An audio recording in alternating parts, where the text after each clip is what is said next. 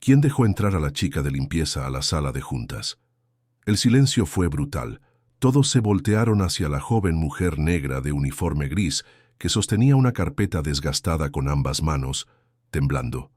No había entrado por error. Había esperado años para ese momento, pero nadie lo sabía. Nadie quería saberlo.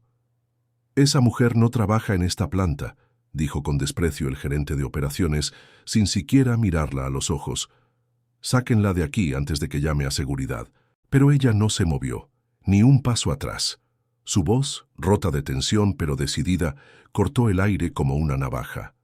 «Tengo pruebas de fraude contable, discriminación sistemática y encubrimiento de acoso en esta empresa.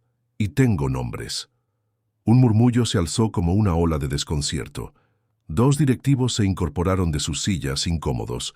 La junta que debía aprobar el nuevo presupuesto anual se había transformado en un juicio silencioso. Y ella, la misma que trapeaba los pasillos durante años sin ser vista, acababa de volverse imposible de ignorar.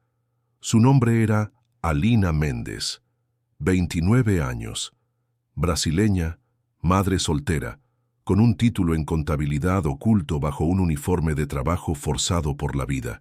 Había llegado a esa empresa como auxiliar de limpieza tercerizada. Había pedido entrevistas, oportunidades, ascensos. Había sido ignorada durante 5 años, pero Alina observaba, escuchaba, registraba, y cada madrugada, después de su turno, estudiaba los informes olvidados en las impresoras, las órdenes de compra manipuladas, las transferencias encubiertas entre cuentas fantasma. Había construido un archivo, no por venganza, sino por dignidad. «No tengo nada que perder», dijo mirando al CEO, un hombre blanco y arrogante de 63 años, que jamás le dirigió una palabra.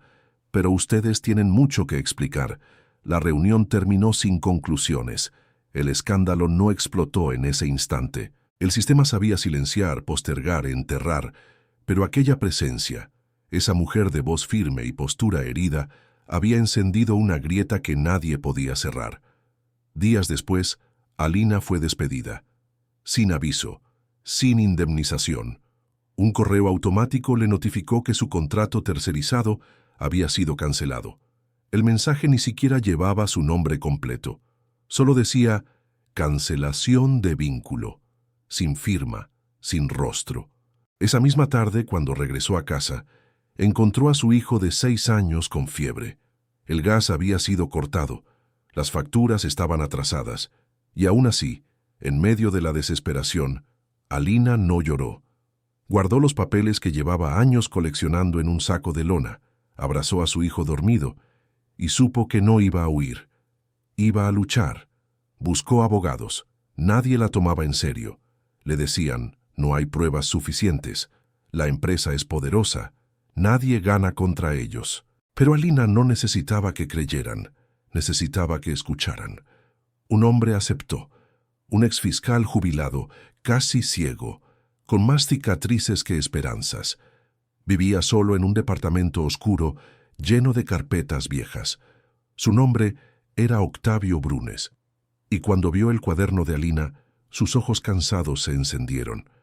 «Esto no es solo contabilidad», dijo con la voz áspera. «Es un sistema podrido desde las raíces». Juntos comenzaron a organizar los documentos. Transcribieron correos, clasificaron movimientos bancarios, tradujeron códigos internos. Trabajaban de noche, como ladrones de justicia en un mundo que solo respetaba el silencio. Alina grabó testimonios de otros trabajadores, mujeres que habían sido acosadas por supervisores, técnicos que fueron forzados a falsificar reportes ambientales, guardias de seguridad que callaban bajo amenaza de despido. Mientras tanto, la empresa crecía. Era portada en revistas. Sus directivos aparecían en programas de televisión hablando de mérito, innovación, diversidad. Nadie imaginaba la tormenta que se aproximaba. Una mañana, Octavio la miró con solemnidad. «Está listo. Lo enviaremos a la prensa, a la fiscalía y a la oficina de derechos laborales al mismo tiempo. Pero entiéndelo, Alina. Una vez que hagamos esto, no hay vuelta atrás». Ella asintió sin dudar.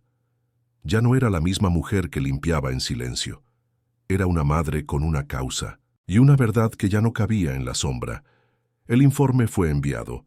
El día siguiente fue de absoluto silencio. Nadie llamó. Ningún medio respondió. La fiscalía no acusó recibo. Era como si todo hubiera desaparecido en un abismo burocrático. Pero 2 semanas después ocurrió. El canal estatal emitió un reportaje de 10 minutos. Exclusivo. Trabajadora denuncia red de corrupción y abuso en una de las empresas más influyentes del país.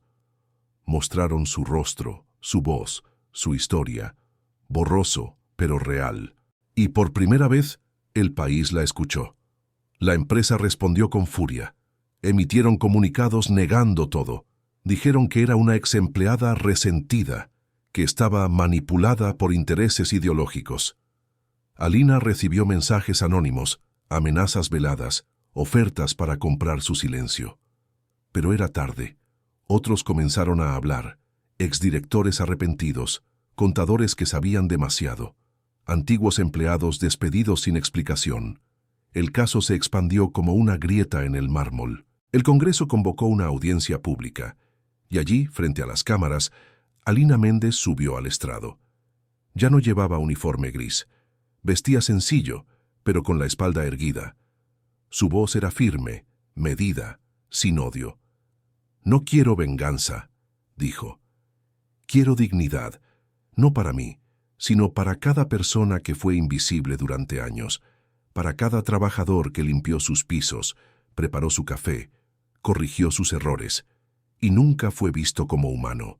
El silencio en la sala fue más poderoso que cualquier aplauso. Después de aquella audiencia, todo cambió. No de inmediato, no con fuegos artificiales ni titulares de redención, sino con lentitud, con la misma lentitud con la que los sistemas niegan, pero también a veces con la que aprenden a escuchar. La empresa fue obligada a abrir una auditoría externa. El CEO compareció ante el Senado. El gerente de operaciones, el mismo que pidió sacar a Alina de la sala de juntas, fue suspendido. 3 ejecutivos renunciaron. 2 fueron imputados. Pero la estructura no cayó. Solo se agrietó. Y aún así, para quienes habían vivido en las sombras del poder, eso ya era un temblor. Alina no celebró. No apareció en más programas. No buscó fama. Siguió llevando a su hijo a la escuela de la misma manera, con una mochila prestada y las manos firmes. Sabía que lo más difícil aún estaba por venir, la represalia silenciosa. El teléfono no sonaba. Las ofertas no llegaban. Los empleadores potenciales la evitaban. Su nombre, aunque limpio ante la ley, era considerado problemático. La catalogaban como conflictiva, agitadora, expuesta. En una sociedad que celebra a los valientes solo cuando están muertos, Alina estaba viva, y eso molestaba. Volvió a limpiar casas por hora, a lavar platos en un restaurante de madrugada, pero esta vez sin vergüenza. Sabía quién era, lo que había hecho, y lo volvería a hacer. Fue entonces cuando llegó la carta, un sobre sin logotipo, firmado por una fundación desconocida, Instituto Dignidad Laboral. Dentro una propuesta, coordinar un programa de auditoría social en empresas privadas desde la perspectiva de derechos humanos. Al principio creyó que era una broma, una trampa, pero la carta era real. Había sido recomendada por alguien inesperado, Octavio Brunes, el exfiscal, que silenciosamente había enviado su informe a múltiples organizaciones internacionales. La fundación era pequeña pero respetada, dirigida por una mujer indígena que había sido empleada doméstica durante décadas. Su nombre era Catalina Yanque. «Nosotras sabemos lo que es estar abajo», le dijo Catalina en su primer encuentro, «pero también sabemos lo que significa levantar la voz, y necesitamos más voces como la tuya». Alina aceptó, no porque quisiera venganza, sino porque quería evitar que otras vivieran lo mismo. Viajó a provincias olvidadas. Escuchó historias de obreros despedidos por reclamar agua potable, de mujeres que abortaban en silencio por miedo a perder el empleo, de jóvenes negados por el color de piel en entrevistas laborales. Cada historia la transformaba. pero también le daba herramientas. Una por una, fue construyendo un mapa de dolor y resistencia. Y desde allí impulsó un nuevo proyecto, un sistema de certificación ética para empresas basado en transparencia, inclusión y justicia laboral real. Al principio, las grandes compañías se burlaron. Certificación moral, decían entre risas. Activismo barato. Pero las pequeñas empresas, las familiares, las que sabían lo que era perder por decir la verdad, comenzaron a sumarse. Y lo impensado sucedió. Una de las empresas más grandes del país, competidora directa de la que había despedido a Alina, solicitó la certificación. Y no por marketing, sino porque su nueva directora general era una mujer negra, exprofesora de historia, que había seguido la historia de Alina desde el inicio. Ese fue el verdadero giro. Lo que había comenzado como un acto de desesperación en una sala de juntas terminó transformando la conversación nacional sobre trabajo, poder y justicia. Alina nunca volvió a pisar aquella empresa, ni lo necesitaba, pero un día, caminando por la calle, se cruzó con una de las secretarias que la ignoraba años atrás. «Te vi en la televisión», le dijo con un hilo de voz. «Perdón, yo también tenía miedo». Alina no respondió con rencor, solo asintió con los ojos llenos de una tristeza suave, no amarga. Sabía que el miedo era parte del sistema, que lo habían sembrado, cultivado y cosechado durante siglos, pero ya no más. Comenzaron a llegarle cartas de jóvenes, mujeres afrodescendientes, indígenas, trans, migrantes, todas con historias parecidas, todas con la misma pregunta: ¿cómo lo hiciste? Y ella respondió siempre igual: no lo hice sola, lo hice porque alguien me escuchó, porque alguien creyó, porque alguien, aunque cansado, dijo: vamos. Tú también puedes ser esa persona para otra. Fue entonces cuando Octavio enfermó. Cáncer de pulmón avanzado. Su cuerpo, ya frágil, se apagaba como una vela al final. Pero antes de irse le pidió un favor. Publica el libro. Alina no sabía de qué hablaba, pero él ya había preparado un manuscrito. La contadora invisible. Crónica de una justicia improbable. Era su historia, narrada con respeto, con verdad, con dolor, pero sin sensacionalismo. Ella lo editó, lo complementó, lo publicó, y fue un éxito inesperado, no en ventas masivas, sino en escuelas, universidades, seminarios, sindicatos. Fue adoptado como texto de reflexión en carreras de derecho, sociología, administración. El impacto ya no era solo mediático, era pedagógico, transformador. Una noche, mientras caminaba con su hijo, él le preguntó: «Mamá, ¿por qué te llamas invisible si todos te conocen ahora?» Ella lo abrazó y le respondió: «Porque hubo un tiempo en que nadie me veía, y porque hay muchas más como yo que siguen sin ser vistas. Pero si tú puedes verlas, todo cambia». Y el niño, con la inocencia de quien aún no ha sido domesticado por el cinismo, asintió sin entender del todo, pero sabiendo que algo importante acababa de escuchar. Pasaron los años. El país cambió lentamente. Algunas leyes se modificaron, otras quedaron en papel. Nuevos rostros aparecieron en cargos importantes. Algunas empresas reformaron sus políticas internas. Otras continuaron fingiendo inclusión con fotos de stock. Pero en lo profundo, donde se gestan los cambios duraderos, algo había comenzado a moverse. Los jóvenes sabían quién era Alina Méndez, no como una celebridad, sino como una referencia moral, una brújula ética. Muchos la citaban en sus trabajos finales, otros la mencionaban en debates comunitarios, algunos simplemente repetían sus frases sin saber su origen, y en ese eco silencioso ella seguía viva. Una mañana recibió una invitación inesperada. La empresa donde había trabajado tantos años, la que la despidió sin nombre ni rostro, iba a celebrar su centenario. Y el nuevo director general, un hombre joven de origen afroindígena, le enviaba una carta personal. «Quisiera invitarla, señora Méndez, no como símbolo, sino como autora de un cambio que aún estamos aprendiendo a honrar». Ella dudó, no por temor, sino por respeto a su propia historia. Volver a ese lugar no era un triunfo, Era una prueba íntima, una forma de saber si las heridas podían convertirse en memoria sin volverse cicatriz eterna. Aceptó. La ceremonia fue sobria, sin cámaras, sin flashes, un acto interno. Al llegar, nadie la escoltó como figura central. Entró por la misma puerta que años antes limpiaba. Pero esta vez fue recibida con una sonrisa sincera por una joven recepcionista negra que la miró como quien mira una leyenda viva.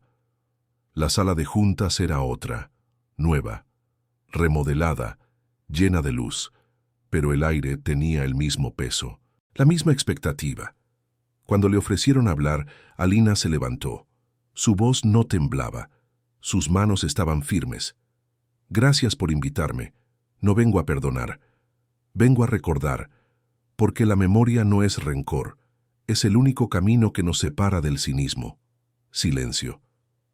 Yo fui despedida sin rostro, yo fui llamada resentida, peligrosa, ruido innecesario, y sin embargo, aquí estoy. No porque ustedes me hayan traído, sino porque no pudieron evitar que mi verdad siguiera caminando. Miró a todos, uno por uno, sin rabia, con justicia. No se trata de mí, se trata de cada persona que hoy trabaja aquí y no se atreve a hablar. Se trata de que, cuando un ser humano levanta la voz, no se le aplaste, se le escuche, porque si esta empresa quiere realmente celebrar 100 años, tendrá que aprender a ser digna no solo del pasado, sino del futuro. No hubo aplausos, solo un silencio denso, honesto, y eso bastaba. Al salir, caminó por el jardín trasero, donde solía almorzar a escondidas. Allí estaba su banco de siempre, ahora con una placa nueva: a las trabajadoras invisibles que sostienen la historia. Sonrió, no como quien gana, sino como quien siembra. Días después, al volver a su casa, encontró en el buzón un dibujo hecho a mano. Era de una niña de 10 años, con piel oscura y ojos grandes. Mostraba una mujer de pie, rodeada de papeles que brillaban como estrellas. Abajo, una frase con letras torcidas: «Gracias por vernos». Ese fue el verdadero reconocimiento. No los premios, no las entrevistas, no los libros, sino el saber que alguien más en algún rincón se sentía menos sola porque ella había hablado, porque ella había resistido, porque ella había transformado una humillación en una semilla, y esa semilla ya era bosque. 5 años después, en un pequeño teatro comunitario de las afueras de São Paulo, se estrenó una obra titulada Las que limpian el futuro. Escrita por jóvenes dramaturgas afrodescendientes, era una historia inspirada libremente en Alina, pero contada desde muchas voces, voces corales, voces anónimas, voces como la suya, que durante siglos no habían sido escuchadas. Alina no aparecía como personaje, tampoco era nombrada, pero estaba en cada escena, en cada gesto, en cada silencio que se rompía con una frase que dolía, que recordaba, que sanaba. La invitaron al estreno. Llegó temprano, como siempre. Sentada en la última fila, con una bufanda tejida por su madre y una libreta en el regazo, observaba en silencio mientras las luces se apagaban. La primera escena era una sala de juntas. Una mujer entra con un uniforme gris. Nadie la mira, nadie la nombra. Pero ella camina al centro, abre una carpeta invisible y empieza a hablar. Y entonces, Alina sintió algo que no había sentido ni siquiera en el Congreso, ni en los tribunales, ni en las conferencias. La certeza de haber sembrado algo que no moriría con ella, algo que ya no le pertenecía, algo que ya era del mundo. Durante la ovación final nadie la señaló, nadie la fotografió, y eso era perfecto, porque no se trataba de ella, se trataba de todas. Al salir, una niña de trenzas le sujetó la mano y le preguntó: «¿Usted también trabaja en oficinas?» Alina sonrió, agachándose a su altura. «No, mi amor, yo trabajo en que tú un día puedas entrar a cualquiera y no tener que pedir permiso para existir». La niña no entendió todo, pero volvió a abrazarla como si sí. Esa noche, mientras caminaba de regreso a casa, Alina pensó en Octavio, en su cuaderno. en las noches frías en las que creían que nadie los escucharía jamás, y en cómo, al final, fue precisamente su silencio el que enseñó a otros a hablar. Ya no quería reconocimiento, ni cargos, ni medallas. Solo quería vivir con el corazón en paz, sembrar un huerto, escribir un cuento por mes, enseñar a su hijo a leer entre líneas. Una semana después la contactaron de una universidad pública. Le ofrecían dictar un seminario optativo de ética laboral. Era una materia sin créditos, sin pago, pero con jóvenes. Aceptó. Llegó el primer día con un cuaderno gastado. Había 10 estudiantes. Al final del semestre eran 40. Y cada uno de ellos, sin saberlo, saldría al mundo con una semilla en la conciencia. La de mirar distinto, la de no normalizar la injusticia, la de interrumpir el ciclo, aunque sea con una sola palabra. Una tarde uno de sus alumnos se acercó con una pregunta. «Profe, ¿cómo se sabe cuándo ganamos?» Ella lo miró a los ojos y respondió con calma. «Cuando ya no tengamos que explicar por qué estamos aquí». Ese fue su legado. No fue ministra, no fundó una empresa, no fue canonizada por la prensa, pero dejó una grieta luminosa en un sistema que parecía invencible. Demostró que el coraje no grita, persiste, que la dignidad no se suplica, se construye, que hay formas de justicia que no entran en expedientes, pero que transforman generaciones enteras. Y así vivió, hasta el último día. El día en que partió, no hubo portadas, solo una pequeña nota en la última página de un periódico regional. Fallece Alina Méndez, activista por la justicia laboral. Pero en cada esquina de su ciudad, una mujer recordó su nombre, y en cada sala de espera, una joven sostuvo su carpeta con más fuerza. Esa misma semana, un grupo de estudiantes colocó una placa en una universidad pública, en memoria de quienes no fueron vistas, pero nos enseñaron a mirar. Y al lado, una frase grabada en bronce: «La justicia no es un favor, es una deuda». La voz de Alina aún resuena, no en discursos, sino en decisiones, en miradas que ya no bajan la cabeza, en manos que se extienden hacia otras, en silencios que ahora son palabras, porque su historia no fue solo una historia, fue una grieta, fue un puente y fue una promesa.